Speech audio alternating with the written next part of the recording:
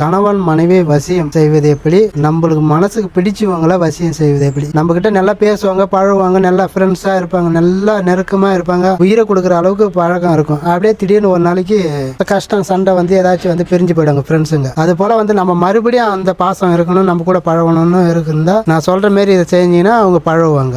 என்ன செய்யணும்னா ஏலக்காய் வேணும், நல்ல தரமான ஏலக்காய், குவாலிட்டியா இருக்கணும் ஏலக்காய். அதுக்கு அடுத்தது வந்து விளக்கு எண்ணெய் வேணும்.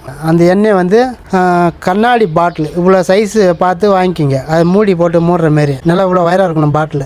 அந்த பாட்டில் வாங்கி எடுத்துக்கங்க. இந்த எண்ணெய் அதில் ஊற்றிடுங்க. ஊற்றிட்டு என்ன பண்ணுறீங்க, திட்டமாக ஊற்றணும், நிறைய ஊற்றக்கூடாது. ஒரு 100 ml அளவுக்கு 100 ml இல்லை 50 ml ஊற்றிக்கலாம். அடுத்தது வந்து கிராம்புனா இந்த வசியத்துக்கெல்லாம் தேவைப்படும். அந்த கிராம்பு எங்களுக்கெல்லாம் வந்து அது வசியத்துக்கு நாங்கள் அதிகமாக யூஸ் பண்ணுவோம். அதை அந்த கிராம்பு வந்து கீழே வந்து வால் பகுதியாக இருக்கும், மேலே வந்து தலை வந்து மொட்டு மாரி இருக்கும், நடுவில் வந்து 4 மொக்கு இருக்கும், இலை மாரி. மொக்குக்கு மேலே வந்து 4 இலை வரும். அந்த இலை தான் நம்மளுக்கு தேவையான அளவுக்கு அதை சேர்த்துக்கணும். நம்ம அந்த இலை, இந்த ஏலக்காய் என்ன பண்ணுறீங்க, பூர்ச்சி எடுத்தீங்கன்னா அது உள்ள விரை இருக்கும். அந்த விரை தான் நம்மளுக்கு தேவை, அந்த தோல் தேவையில்லை, அது வேற இதுக்கு தேவைப்படும். அதனால் அந்த தோலை ஓரம் கட்டு இந்த ஏலக்காவோட விதை, இந்த கிராம்போட அந்த இது இலை பகுதி, இலை அந்த மொக்கு மாரி வருதில்ல, அதுக்கு கீழே இலை மாரி வரும், சின்ன 4 மொக்கு மாரி வரும். அந்த மொக்கு வேணும். அது உடச்சி இந்த ஏலக்காவும் அதையும் சேர்த்துக்குங்க. ஒரு தேவையான அளவுக்கு நம்ம அதில் எவ்வளோ போடுறோமோ அந்த அளவுக்கு சேர்த்துக்கணும். நீங்கள் என்ன பண்ணுறீங்க, சேர்த்து அது உள்ள ஏலக்காவையும் இந்த கிராம்போட இலையும்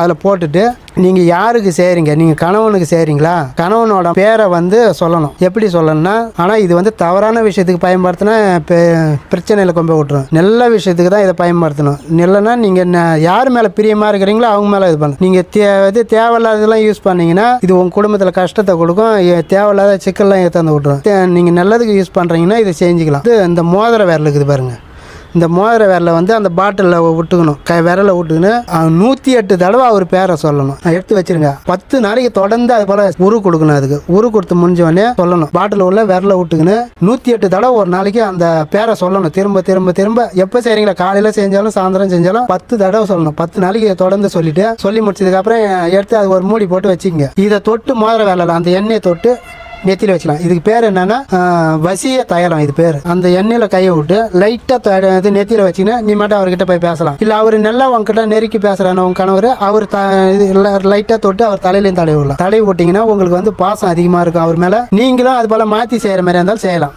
உங்கள் இது மனைவிக்கு நீங்கள் செய்யலாம், இல்லை கணவருக்கு நீங்கள் செய்யலாம். உங்கள் ஃப்ரெண்ட்ஸ் நெருங்கிய நண்பனாக இருந்து பிரிஞ்சு போகிறவங்களும் இதை செஞ்சு ஒன்றா சேர்ந்துக்கலாம். அந்த நட்பு கெட்டு போகாத அளவுக்கு நீங்கள் சேர்ந்துக்கலாம். அதுக்கு வந்து பயன்படுத்தலாம். ஆனால் தவறான விஷயத்துக்கு பயன்படுத்தாதீங்க. அதுபோல் நான் சொன்னபடி செஞ்சு உங்கள் வாழ்க்கையில் நிலமா இருக்கும்.